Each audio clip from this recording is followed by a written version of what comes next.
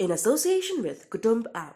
अनेक ग्रुपों से पाइए छुटकारा, आपके संगठन का अपना ऐप कुटुंब ऐप। यूक्रेन से अलग हो चुका क्रीमिया आखिर रूस के लिए इतना महत्वपूर्ण क्यों था? साल 2014 में जब वहां पर रूस ने अपना प्रभाव जमाया तो क्या कुछ बदल गया?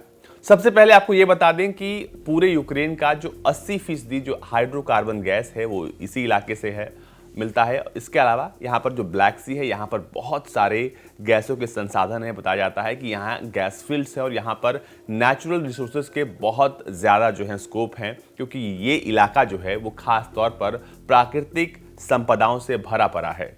इसके अलावा आपको बता दें कि 2014 में सिर्फ क्रीमिया ही नहीं बल्कि दोनबास रीजन भी जो था उस वक्त से ज़्यादा विवाद में है, क्योंकि इस पूरे आपको बता दें कि कॉन्फ्लिक्ट में अब तक तकरीबन 14,000 लोग जो हैं मारे जा चुके हैं, जान गंवा दी है उन्होंने अपनी।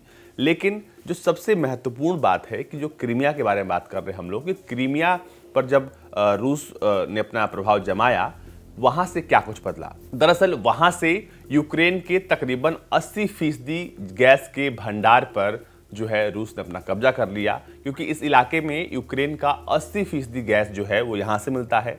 इसके अलावा दोनबास के रीजन में यूक्रेन जो है लगातार वहाँ के मिलिशिया गुट के साथ भिड़ंत में वो आ गया, और उसके ठीक पीछे कहा जाता है कि वेस्ट के देश कहते हैं कि ये जो मिलिशिया ग्रुप है उसे समर्थन देता है रूस, और रूस की सेना देती है जो कि यूक्रेन की सेना से लड़ती है। लेकिन आज हम बताने वाले हैं आपको ये कि अगर ये जंग होती है तो इससे क्या क्या प्रभाव पड़ेगा। सबसे ज्यादा प्रभाव किस पर पड़ेगा? क्या अमेरिका पर पड़ेगा, रूस पर पड़ेगा? तो सबसे पहले बात करेंगे हम यूरोप के बारे में, और दूसरी बार हम बात करेंगे कि इससे रूस पर क्या प्रभाव पड़ेगा। तो सबसे पहले अगर हम शुरुआत करते हैं यूरोपीय संघ के बारे में, तो बता दें कि इस जंग के बाद सबसे ज्यादा जो प्रभाव पड़ेगा वो यूरोप के गैस मार्केट पर पड़ेगा, क्योंकि 1970 के बाद से पहली बार यूरोपीय देश हैं उनके सामने गैस की जो संकट है वो आ खड़ी हुई है। आपको बता दें कि रूस जो है दुनिया में प्राकृतिक गैस का सबसे बड़ा और तेल का दूसरा सबसे बड़ा निर्यातक है। वो पूरे दुनिया की जरूरत का 10% एल्युमिनियम और तांबा सप्लाई करता है। विश्व को दुर्लभ धातु पैलेडियम की 43% ये जो है सप्लाई यही करता है। इसके अलावा ये कई धातुओं का निर्यात करता है। युद्ध की आशंका से तेल गैस के जो दाम हैं उसमें उछाल आ गई है। आपको बता दें कि यूरोपियन यूनियन जहां जहां रूस जो है गैस सप्लाई करता है वहां पर बीते 6 महीनों में जो गैस के जो कीमतें हैं उसमें बहुत ज्यादा उछाल देखने को मिला है। 26 जनवरी को कच्चा तेल 7 साल में सबसे अधिक ऊंचाई यानी कि $90 बैरल पर पहुंच गया।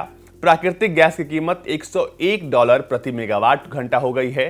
तांबे का जो मूल्य है वो भी बढ़ गया है, और रूस और यूक्रेन मिलकर दुनिया के 29% गेहूं का निर्यात करते हैं। अगर स्थिति पूर्ण युद्ध की आ जाती है तो रूसियों को जान माल का नुकसान होगा। बड़ी संख्या में यूक्रेन के लोग ही मारे जाएंगे, रूस के लोग ही मारे जाएंगे। रूस को कड़े आर्थिक प्रतिबंधों का सामना करना पड़ेगा। उसके बैंकों पर तगड़ा जुर्माना लगा सकते हैं वेस्ट के देश। अर्थव्यवस्था अमेरिका की उच्च स्तरीय टेक्नोलॉजी से जो है वो वंचित हो जाएगी, और पिछले 7 साल से जीवन स्तर में जो गिरावट झेल रहे हैं आम रूसी, वो और अधिक जो है इससे की प्रभावित हो जाएंगे। इसके अलावा अगर ये युद्ध होता है तो रूस का खेल यूक्रेन कैसे बिगाड़ सकता है, ये 6 बिंदुओं में समझाते हैं आपको। दरअसल कोल्ड वॉर के टाइम पर भी रूस जो था वो यूरोपियन यूनियन को लगातार गैस और तेल की सप्लाई कर रहा था।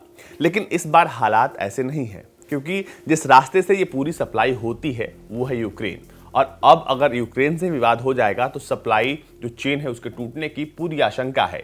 इसीलिए ईयू के कई देश इस पूरे मसले को बातचीत से सुलझाना चाहते हैं। वो नहीं चाहते हैं कि यहाँ पर सैन्य संघर्ष हो। तो आइए जानते हैं वो 6 बिंदु कौन से हैं जिसकी वजह से रूस जो है उसकी नाक में यूक्रेन दम कर सकता है। सबसे पहले रशिया के जो सप्लाई है उसको आसानी से जो यूक्रेन है वो तोड़ सकता है, क्योंकि गैज़प्रोम जो कि एक कंपनी है जो गैस लेती है रूस से और यूरोपीय देशों को बांटती है, वो कह रही है कि उसके लिहाज से ये बहुत मुश्किल स्थिति हो जाएगी, क्योंकि इसकी वजह से जो गैस की कीमतें हैं उसमें भारी उछाल जो है वो देखने को मिल सकती है। दूसरा है नॉर्ड स्ट्रीम 2।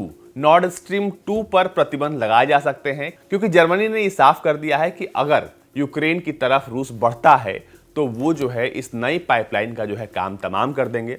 दूसरा हो गया। तीसरा आता है वो गैस की मेन सप्लाई, जहां से तकरीबन 40 बिलियन क्यूबिक मीटर जो गैस है वो रशिया जो है हर साल यूक्रेन के रास्ते सप्लाई करता है। दरअसल रशिया और यूक्रेन में जो कॉन्ट्रैक्ट है वो 2024 में खत्म होना है, लेकिन अगर युद्ध होता है तो यूक्रेन इस सप्लाई को पूरी तरीके से काट सकता है, क्योंकि क्रीमिया से भी जो गैस निकलता है वो भी यूक्रेन के ही रास्ते यूरोप में जाता है, क्योंकि अभी भी नॉर्ड स्ट्रीम 2 की जो सप्लाई है वो शुरू नहीं हुई है। ऐसे में यूक्रेन जो है बहुत बड़ी मात्रा में या कह ले कि बहुत बड़ा आर्थिक घाटा रूस को दे सकता है। चौथा जो है वो ये है कि यूक्रेन उसके ट्रांजिट लाइंस को पूरी तरीके से बंद कर सकता है, जिसमें नॉर्ड स्ट्रीम 2 पाइपलाइन भी शामिल है। आपको बता दें कि 2014 में हुआ जो विवाद था उसके बाद से भी जो नॉर्ड स्ट्रीम 2 की जो पाइपलाइन थी और उसके जो गैस थे वो प्रभावित नहीं हुए थे, लेकिन इस बार ये कहा जा रहा है कि वो पूरी तरीके से प्रभावित हो सकते हैं। जो छठा बिंदु है वो ये है कि जो सप्लाई लाइन बिछाई गई है